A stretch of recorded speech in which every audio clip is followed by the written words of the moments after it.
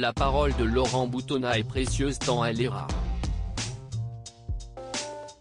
Comme le précise le Parisien qui crée l'événement ce samedi en publiant un entretien avec l'homme de musique et de cinéma qui ne parle presque jamais, sa dernière interview remontait à 2007, lors de la sortie de son film Jacou le Croquant. Le défunt Gaspard Ulliel, qui aurait eu 38 ans hier, incarnait le fameux Jacou aux côtés d'Albert Dupontel, son père dans le film, et de Marie-Josée Croze dans le rôle de sa mère.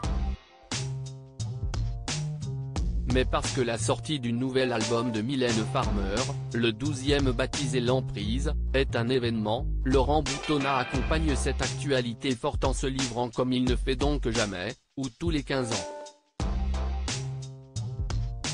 Le compositeur historique de Mylène Farmer, mais aussi celui qui a partagé sa vie amoureuse pendant plus de 15 ans, connaît la chanteuse de 61 ans mieux que personne. Pourquoi ces mots sont précieux, notamment lorsqu'il décrit sa première rencontre avec celle qui incarne le mystère par excellence. Mylène était charmante, mais elle parlait très peu. Leur première rencontre survient en 1984, puis une seconde avec Jérôme Dahan, décédé en 2010, alors que les deux hommes travaillent sur Maman a tort.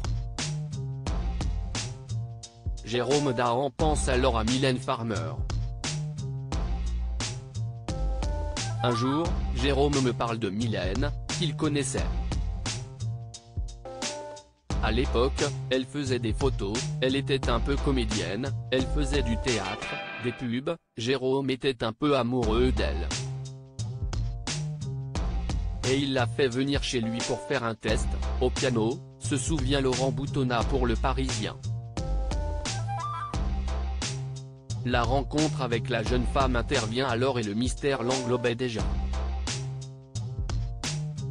Mylène était charmante, mais elle parlait très peu, elle avait une étrangeté, elle était assez marquante dans ses silences. Elle était presque conforme à l'image de Maman a tort. Et finalement on a enregistré avec elle, confie Laurent Boutonnat. Le début d'une grande histoire professionnelle entre les deux artistes, mais pas que. L'épreuve de l'échec. Laurent Boutonnat a composé une centaine de chansons pour Mylène Farmer, parmi lesquelles les tubes éternels Libertine, Sans contrefaçon, Désenchanté. Il a également réalisé 18 clips et mis en scène 6 spectacles et tournées, jusqu'à ses 9 derniers concerts à Paris La Défense Arena en 2019. Comme le rappelle le Parisien. Ils ont également travaillé ensemble sur le film Giorgino, qui s'est soldé par un terrible échec. Ça a été dur. Quelle que soit la qualité d'un film, si est considéré par les gens comme un échec. J'avais pris de gros risques sur ce film, je l'ai financé à plus de 60%. Polygram, qui avait avancé l'argent, avait ma société en garantie. Mais avec le temps, cela vous apprend plein de choses, cela vous rend plus fort.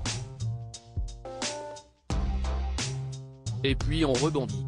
Tout ça n'est pas très grave, finalement, analyse Laurent Boutonnat. Suite à cet échec, Laurent Boutonnat et Mylène Farmer ont mis 10 ans à refaire un clip ensemble. Mylène Farmer est tombée amoureuse du réalisateur Benoît Di Sabatino avec qui elle est restée 20 ans et dont elle est séparée, et le cinéaste ne travaille pas sur les prochains shows de son ex-compagne. Pour des raisons de planning et d'organisation. J'ai plusieurs projets en cours, explique Laurent Boutonnat, en précisant qu'il s'agit d'un film sur une partie mouvementée de la vie d'Oscar Wilde, un thriller érotique et l'adaptation en série de Ambre, un roman historique américain. Malgré tout, l'artiste laisse la porte ouverte à de nouveaux projets avec Mylène Farmer.